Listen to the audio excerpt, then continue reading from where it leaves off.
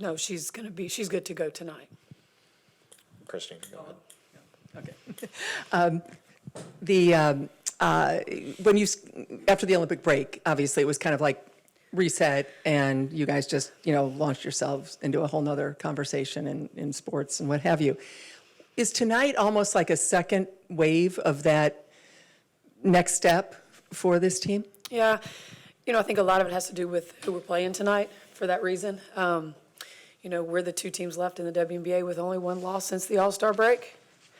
And so, and they're a possible matchup for us in the playoffs. So, they're a really good team on both sides of the ball. And so, when you look at our team and we talk about like where we're trying to go, like some of the things that they do and who they are is like who we want to be. I just told our guys the other night, like we're not trying to prove anymore. We just have to keep improving. And that's what we have to focus on tonight, is doing that against a really good team. Jacob, go ahead. You mentioned this was a possible playoff matchup. Now that you're actually in the playoffs, do you view a game like this differently now, knowing that you could be playing them again in a couple weeks? No, because of the message that we just keep, trying to be consistent with. That's our, one of our main words is just consistency, and that's just us just trying to make sure that we're getting 1% better. It's going to be a challenge tonight against a really good team. But yeah, just always trying to just make it about us when we can. Christie, obviously, Caitlin's changed a lot of different things for this team, but with Aaliyah, how have you seen her embrace her role, which seems to morph night to night and thrive, whether it's passing, scoring, rebounding, defending, and accepting that when last year everything went through her? Yeah. I think for me, Aaliyah's, she's been so good defensively for us. That's been the consistent thing with her, just her defense, and then I know she hadn't put up as many points up until the other night. But that's something that she's not concerned with because her teammates were shooting the hell out of the basketball, and so just really happy that she is, when she recognizes that. I mean, how many times did she catch the ball at the free throw line in a pick and roll situation and she was hitting those shooters, when she could. That's a shot that I'd never want her to turn down, that free throw line jumper. But she's just whatever the team needs in that moment. And her defense and her rebounding for me have been just consistent and huge. And we're going to keep going through Aaliyah. I say that all the time. I mean, we are going to keep playing through her, through our posts, through the paint, because that just keeps everything open on the outside. Mike, welcome. Hey, thank you. Christie, Kelsey's been good a long time, but this is the first time she's been in a real playoff race. And it seems like a lot of people are like, really embracing her game. I know almost after every press conference she says the same thing, I'm just a hooper, whatever. Yeah. But as her coach, what's it been like to see, it's been a while coming, but to see sort of the attention that she's getting nationwide? Yeah, she deserves every bit of it and more. I'm going to say that again. She deserves every bit of it and more. That's just how solid Kelsey Mitchell has been for us on both ends of the floor. Kelsey's drawing the best offensive player for the opposing team a lot of nights, and she's able, I swear her engine just gets stronger and faster as the game goes. I mean, she's such an athlete. Her downhill attacks are the same as they are in the fourth quarter after Garden, whoever it is that we put her on that she's chasing all around. So she's just playing at a different level. And then also just the teammates that she has around her now. She doesn't feel she has to do it all anymore. And so that's just made her have a lot more, it's just not, she's getting wide open looks or having the opportunity to just get downhill when her teammates are drawing a lot of that attention. But yeah, that was for me making the playoffs this year with her and her, I was here when we drafted her. And she's been, just here being solid, and now it's paying off for her, which is, that just makes my heart so happy. We'll finish up, Matt and James. Before the break, you go to Minnesota, you win.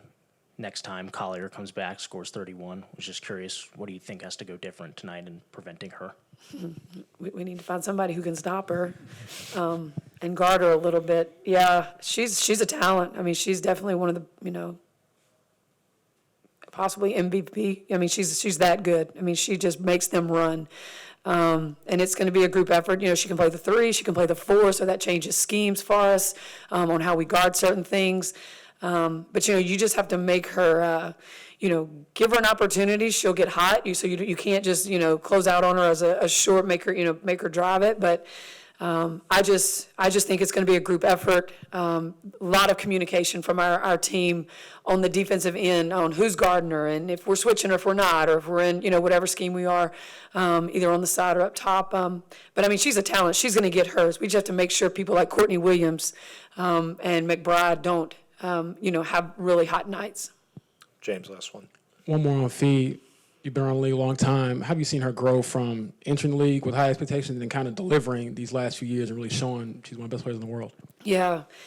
I think for me, what I see, and it's just the things as a head coach that you pay attention to, especially when like culture is a huge piece for us. Like I think Fee is a great leader. I think she is what makes those guys run. I think she keeps them focused and determined. I mean, you hear her talking all the time. I read all the, you know, articles that when she has, you know, comments, she's their leader, and they just as she goes, they go, and that's a good one to have running that locker room. Do you view like CC kind of like that? Okay, like just cut from that same like how we go is how she goes, or I mean, obviously I know she's young. I'm just curious.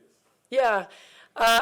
That would be something I could probably answer in a couple years. That's a tough one to answer right now. I mean, but you know, Caitlin being our point guard, you know, she's our engine, right? And she's the one who's pushing the ball. She's the reason we're getting the transition points that we're getting a lot of times by her pass aheads.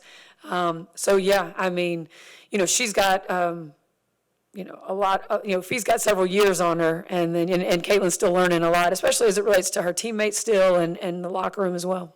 All right. Yeah, I mean, I've always said, like, I'm not a very creative person, but I feel like I'm creative on the basketball floor. That's about the only time you see it.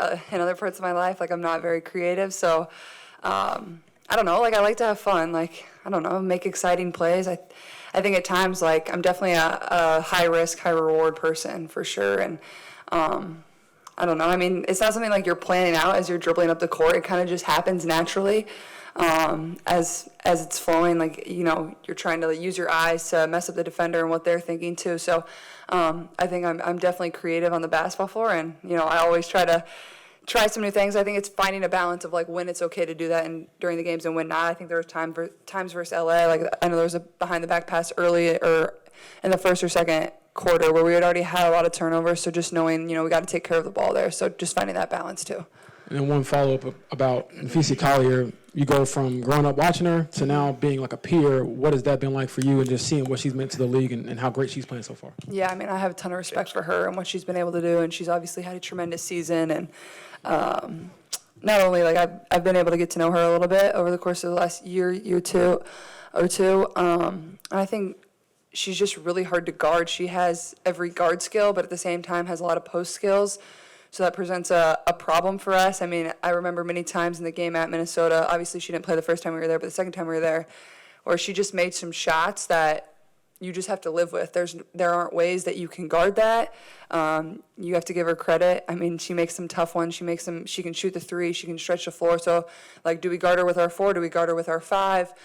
She definitely presents a matchup issue, but I think she just plays the game the right way, and you can totally tell that she's their leader. She's kind of who they look to, and she's had that team, you know, have a tremendous year. Go Matt and Christine. Yeah, hi, Caitlin. A few weeks ago, you were saying that it was an unspoken goal in the locker room to get to the playoffs. Yesterday, you said that there's still a lot more to prove. So is it vocal now in the locker room of maybe, you know, there's still more teams that we can chase to get better seeding, or is that still kind of unspoken?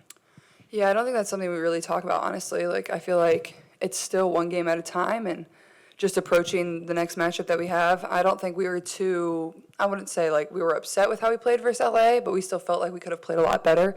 So I felt like there was a lot of things we could go back and learn from. And I think tonight, coming out from the start and setting the tone, taking care of the ball, getting a good start will be huge for us, because I thought versus LA, like, we kind of had a careless start. Like, we had some turnovers. We just weren't crisp, and I thought that kind of carried throughout the game. And obviously we found a way to win, but I thought it could have been a lot better for us. So I think for us, it's just, the main focus is just every game right in front of us. I think that's kind of been what Christie has been preaching too, is every single game matters. Every single game we want to improve. And I think everybody's done a really good job of approaching it that way too. Go Christine, then Pat. You mentioned, every game you look at and you try to just take that game. But is this one a little bigger because you beat them there, of course, even though without Collier? And then, of course, what was that, a week or two ago? And you might face them in the playoffs. And just the fact that this is such a great team. And I think, as Christie said, they, like you, are the only teams that have not only lost one game since the Olympic break. Is this a little bit bigger? I wouldn't say it's a little bit bigger. I mean, it's tough. Like, I think this is obviously probably a very highly anticipated matchup from the standpoint I think we're both 7-1 since the break. Like you said, the potential of us matching up in the first round of playoffs is very, very high. So I think for us, coming out and executing our schemes is going to be very important because this is the game you're going to go back and watch if that matchup does occur in the first round of, what did we execute, what didn't we execute, what will we want to take away and use once we get to that point. But at the same time, like, you're playing to win this game and win these 40 minutes. So I think that's kind of been the balance of that. But at the same time, like, for us, I think everybody in the locker room would say, like, this is one of the hardest teams in the league to guard with the amount of movement they have, with the way they shoot the ball, with the pace they play with. So I think for us, it's just, I don't think it's anything different, but at the same time, everybody kind of knows the circumstance. But you kind of want to win the series. I think that's another little caveat to it too, is like we split so far and this is the last matchup. So you want to go out there and win on your home court too. We go Pat, then we go Mike. Whether it's just general ball movement or, for example, Kelsey pulling out that behind the back in Dallas, do you feel like the passing has become contagious a little bit with this team? I mean, I don't think I've ever seen Kelsey try to pull that out in previous years. And the ball movement just seems to be really good right now. Yeah, I think like we're just trying to play with a lot of pace, and honestly, like that doesn't mean just sprinting back and forth and just in transition. Like I think that means executing in the half court and playing with good tempo. Like if you don't have something, move it to the teammate, cut, move, get open. And I think we're doing that a lot better. I think at the beginning of the year, the ball just stuck. Like it stuck in people's hands. We're playing one-on-one. Like it just wasn't crisp, clean. It wasn't executed well in the half court. So I think people are setting their teammates up for success a little bit better. I think Kels is just, she has that knack too. She understands the game of basketball really well. Her IQ is really high.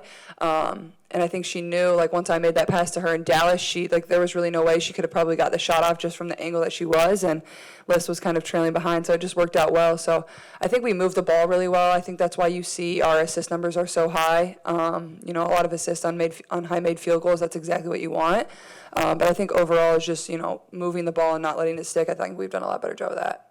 Last one goes Mike. Thanks. Caitlin, you go from guards that are literally your best friends you've known for 4 years to the nature of the WNBA. Hey, here's your new teammate. Yeah. Did you and Kelsey Mitchell have sort of an icebreaker moment where it was suddenly like you sort of understood each other a little better? And I don't know even if it was like Ohio State, Iowa trash talking or something, but do you remember in that first few weeks or so that you guys kind of had that? That's tough. Honestly, I think it definitely took us some time to like build our relationship and trust with one another. Obviously, like she's been, the main focus of this organization for however long, and me coming in here and getting the keys to the offense and trying to make sure that works for everyone at the same time, whether that's AB, whether that's Liz, whether that's her, trying to get everybody involved while continuing to keep myself involved, I think was something I had to navigate early on. But I think, once we started playing a little bit better together and she saw the pace that we could play with, how I could set her up for success, I think that kind of naturally just built our relationship and made it a lot better. But also, I think looking back at even training camp, obviously she wasn't able to participate in that just due to an ankle injury. Like she was always right there on the sidelines and somebody that I tried to go up to and go out of my way to listen and take advice from her, not only because she has it, but because like that's going to help us build our relationship. So I think that mixed with just getting the experience of playing with one another has really helped us develop a great relationship. And I think we both know, like we both have each other's best interests at heart, and it's been a lot of fun for me to play with her. So.